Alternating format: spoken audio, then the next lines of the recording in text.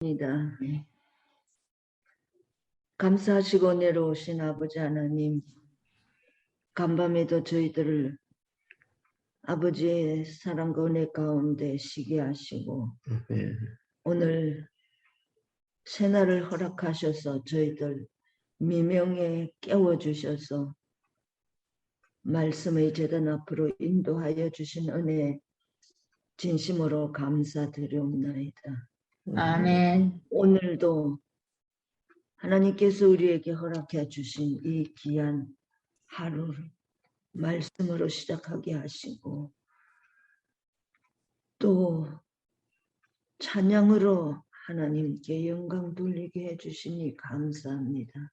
아멘. 아버지 하나님, 우리 힐답의 모든 성도들 기억하여 주셔서 그리고 우리 영어권의 젊은 청년들 곳곳에 다 흩어져 있습니다.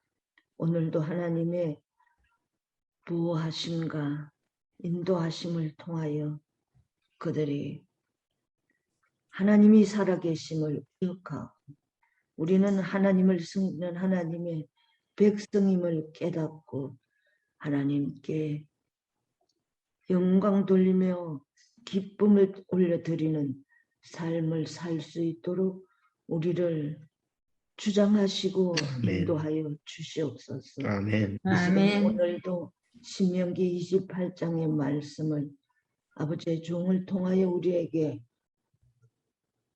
들려주실 때 우리의 마음 문을 열고 준비시켜 주셔서 말씀하옵소서. 주의 종이 듣겠나이다라고 말할 수 있도록 우리의 마음을 준비시켜 주시옵소서. 아멘. 말씀만 듣는 것이 아니라 이 말씀들이 우리의 삶 속에서 실천되고 순종하는 믿음의 삶이 되도록 역사하여 주실 것을 믿고 감사드리오며 사랑과 은혜가 풍성하신 예수님의 이름 받들어 간절히 감사하며 기도드리옵나이다. 아멘. 감사합니다, 사모님. 예, 감사합니다. 이제 이문정 사모님께서 마이크를 켜시고요. 신명기 28장 36절로 46절의 말씀을 읽어주시겠습니다.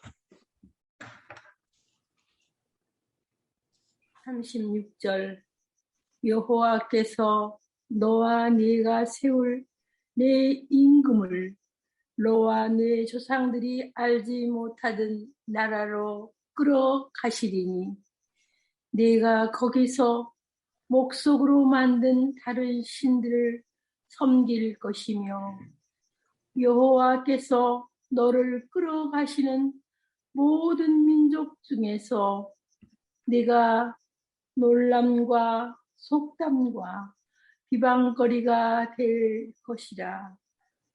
네가 많은 종자들을 들에 뿌릴지라도 메뚜기가 먹음으로 거둘 것이 적을 것이며 네가 포도원을 심고 가꿀지라도 벌레가 먹음으로 포도를 따지 못하고 포도주를 마시지 못할 것이며 내 모든 경내에 감람나무가 있을지라도 그 열매가 떨어지므로 그 기름을 내 몸에 바르지 못할 것이며 네가 자녀를 낳을지라도 그들이 포로가 되므로 너와 함께 있지 못할 것이며 내 모든 나무와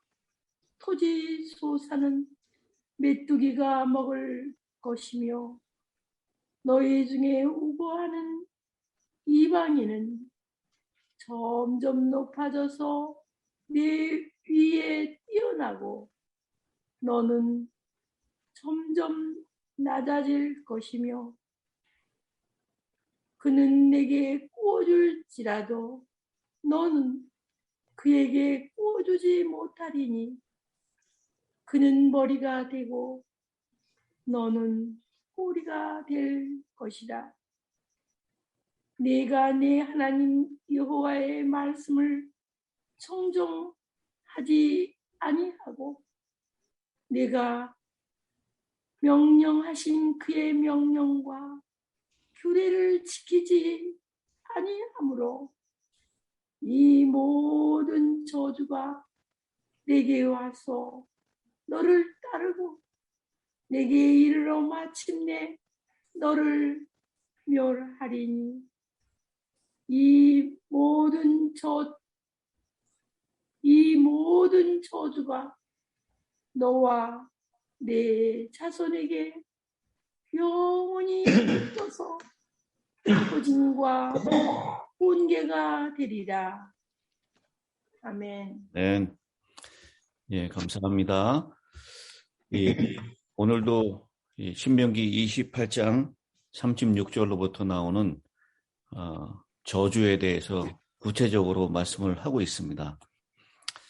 하나님께서 이 복은 1절부터 14절까지 간단하게 말씀하신 반면에 저주는 15절부터 68절까지 거의 4배나 되는 그 저주를 구체적으로 말씀하시는 이유는 너희가 가나안 땅에 들어가서 이런 저주를 받아라라고 하는 것이 아니라 이런 저주를 받지 않도록 경고하시는 말씀입니다.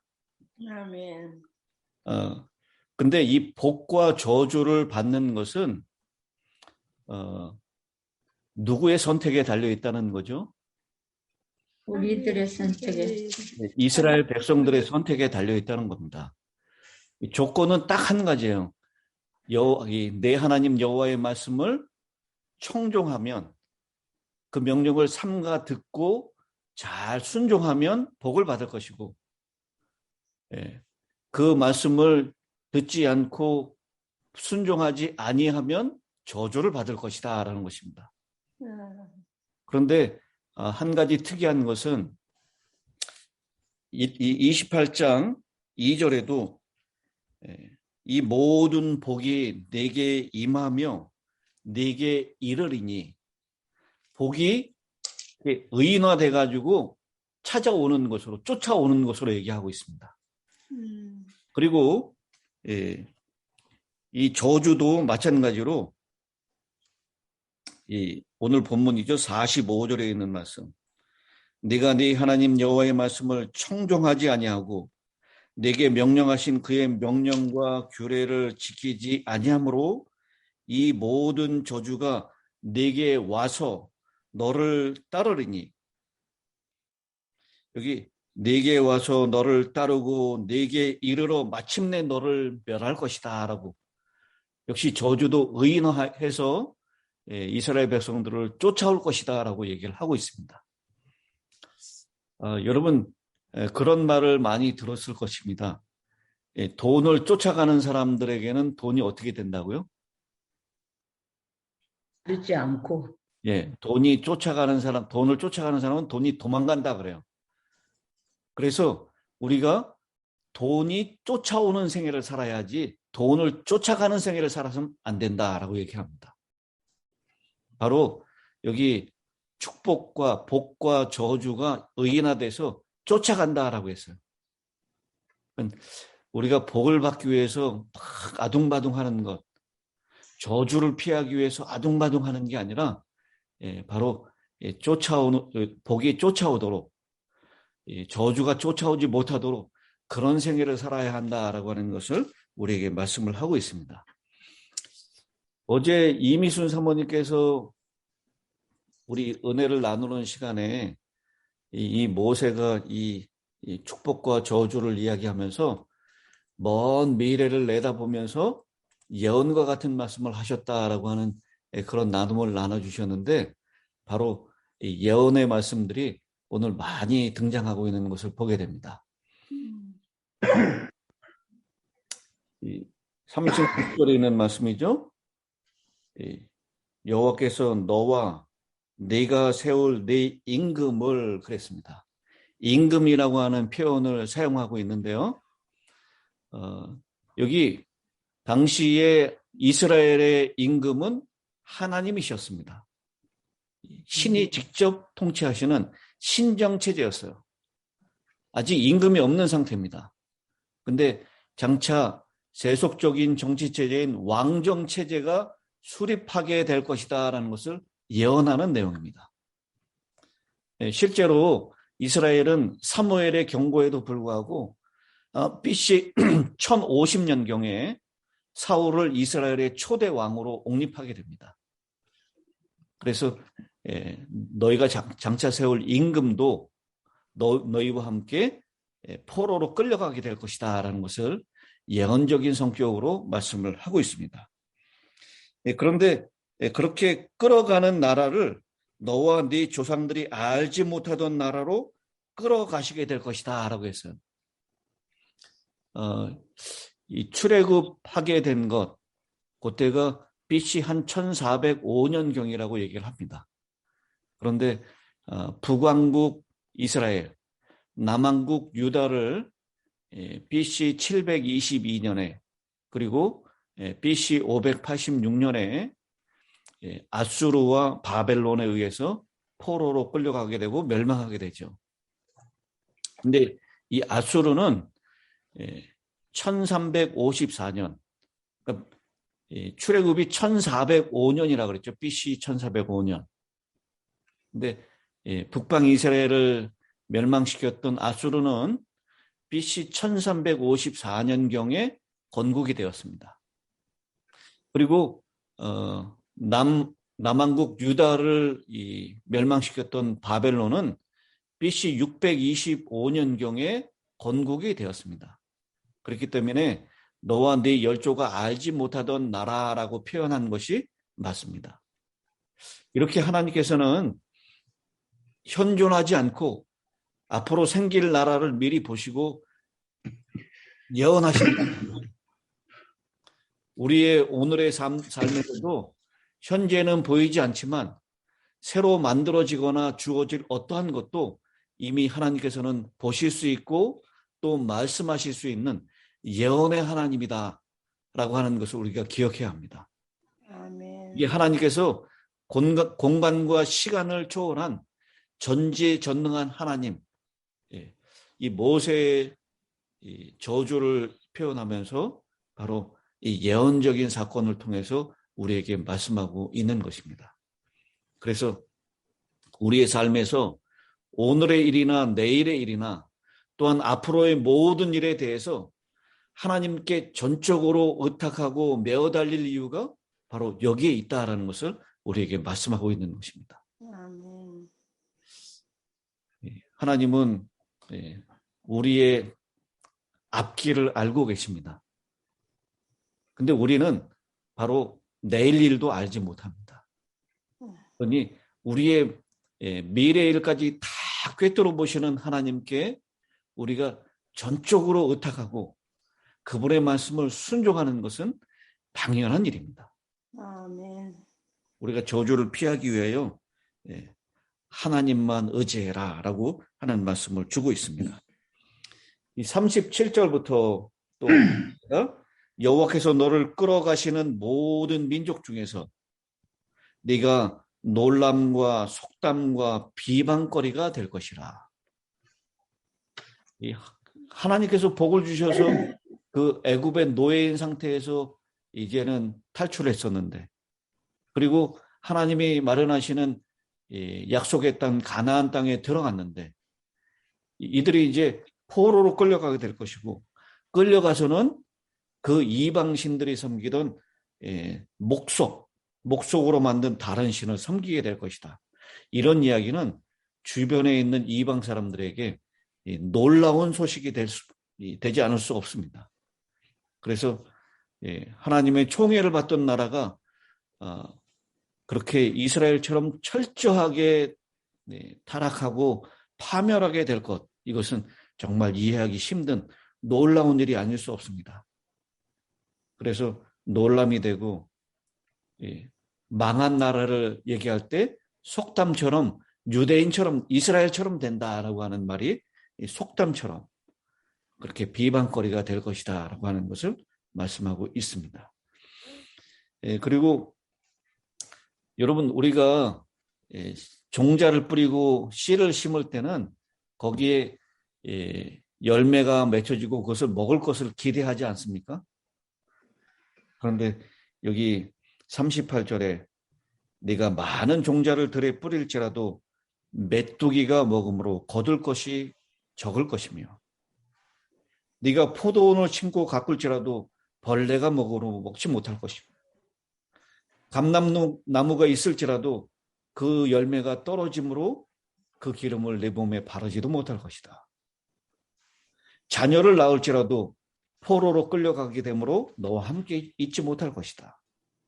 모든 나무, 토지, 소사는 메뚜기가 먹을 것이고 너희 중에 우거하는 이방인은 점점 높아져서 네 위에 뛰어나고 너는 점점 낮아질 것이며 그는 네게 구워줄지라도 너는 그에게 구워주지 못하리니 그는 머리가 되고 너는 꼬리가 될 것이다. 이거 우리 1절부터 14절에 나오는 축복을 얘기하면서요. 복을 쭉 열거하면서 했던 말씀에 완전히 정반대 상황이 되는 것입니다. 이렇게 저주를 하나님께서 말씀하시는 이유는 그 원인이 되는 일이 있어요. 다시 한번 강조를 하고 있습니다. 45절이죠. 내가 네 하나님 여호와의 말씀을 청종하지 아니하고 내게 명령하신 그의 명령과 규례를 지키지 아니하므로 이 모든 저주가 내게 와서 너를 따르고 내게 이르러 마침내 너를 멸한다. 근데 이게 너에 대해서만 끝나는 것이 아니다. 46절.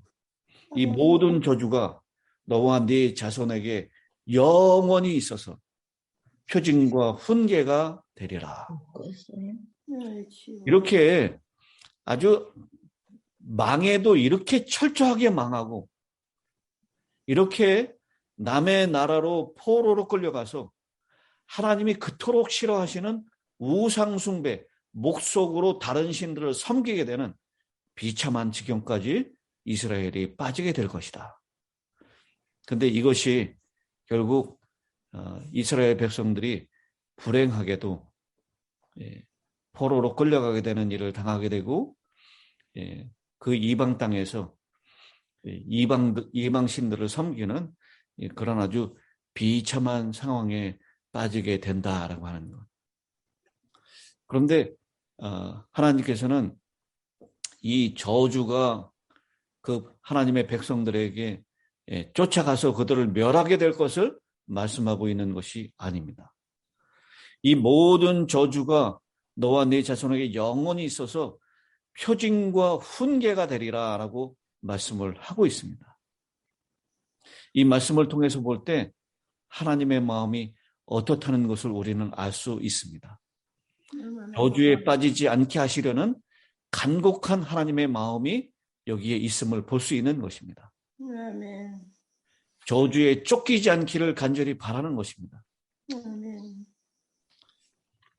우리가 자녀들이 너무 속상하게 하면 저도 살아오면서 그런 말을 했던 게 기억나요.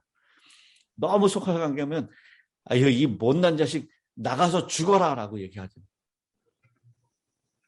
저희도 부모님께로부터 이런 말씀을 들었던 적이 있어요. 나가서 죽어라. 그래서 그 자녀가 나가서 죽어라 라고 해서 부모님 말씀에 순종해서 나가서 죽기를 바라는 것일까요? 아니죠. 절대로 그런 거 아닙니다. 나가서 죽어라라고 하는 것은 정말 말 좀 듣고 살아라라고 하는 것이 아주 강한 반어법 아닙니까? 예레미야 29장 11절에 나 여호와가 말하노라 너희를 향한 나의 생각은 내가 아나니 재앙이 아니라 곧 평안이요 너희 장래에 소망을 주려 하는 생각이라. 29장 1절. 29장 11절. 하나님께서 원하시는 것은 평안을 주시려는 것이요 소망을 주시려는 것입니다. 그러므로 오늘도 하나님의 마음을 잘 이해해서 복과 저주의 갈림길에서 바른 선택을 해야 한다. 아멘. 내 말 잘 듣고 복 받는 길로 나와라. 그런 심정을 담아서 주님께서는 이렇게 말씀하는 것입니다. 그래서 이게 너희의 표징이 되고 훈계가 되리라. 오늘날 살고 있는 우리에게 이스라엘과 같은 그런 잘못, 그런 저주를 받는 자리에 서지 말고 돌이켜서 하나님께 복을 받는 길이 있으니 그 길로 가라라고 하는 것을 우리에게 말씀하고 있는 것입니다. 아멘. 오늘 우리의 진정한 복이신 예수님, 신실하신 하나님, 우리를 돌보시는 그분을 우리의 중심에 온전히 모시고 삶으로 주님이 주시는 은혜와 위로의 삶, 그리고 감사와 찬양의 삶을 살아가게 되는 우리 복된 길을 선택하시는 실탑의 모든 성도님 되시기를 간절히 바라면서 말씀을 마칩니다. 아멘. 아멘. 감사합니다. 자, 이제 오늘 은혜 받은 것을 함께 우리 김선희 집사님 마이크를 켜주시고 말씀해 주시기 바랍니다.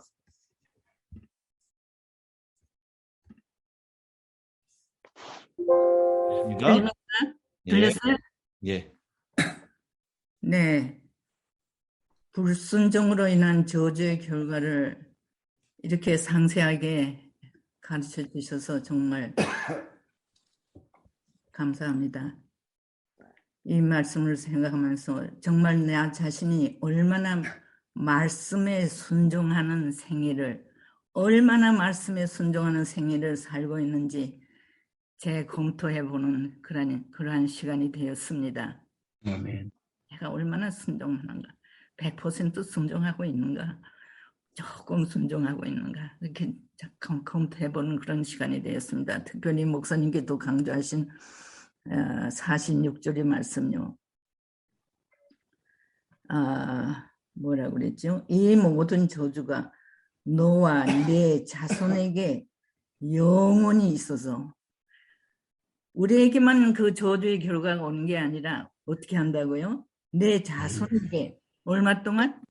영원히 있어. 와, 이 말씀을 들으니까 우리가 얼마나 주님의 말씀에 순종하면서 살아야 하는가를 다시 생각하게 되었습니다. 아멘. 아무쪼록 우리 모두의 생에 주님께서 은혜 주셔서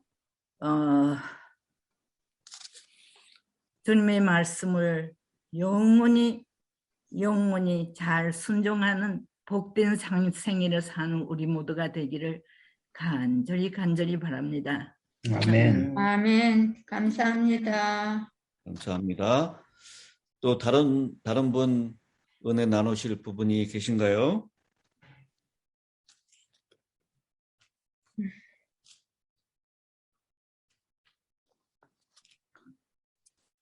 이렇게 이 저주에 대해서 자세하게 말씀하시고 우리 일상에 있는 모든 부분들을 아주 세세하게 말씀하신 이유는 너희가 잊지 말아라. 꼭 기억해라. 그래서 복 받는 자리로 선택해라 라고 하는 거, 그것을 꼭 기억했으면 좋겠습니다. 우리 구원의 목사님 이제 마지막 기도해 주시고 마치도록 하겠습니다. 하늘에 계신 하나님 아버지, 이 아침에 귀중한 말씀 주셔서 감사합니다. 아멘. 주님은 우리가 저주받는 것을 싫어하십니다. 그래서 아멘. 길게 나열하시면서 저주를 피하라고 하셨습니다. 아멘. 주님, 저희들 저주를 피할 뿐만 아니라 복의 기관이 되며 복된 사람이 되게 인도해 주옵소서.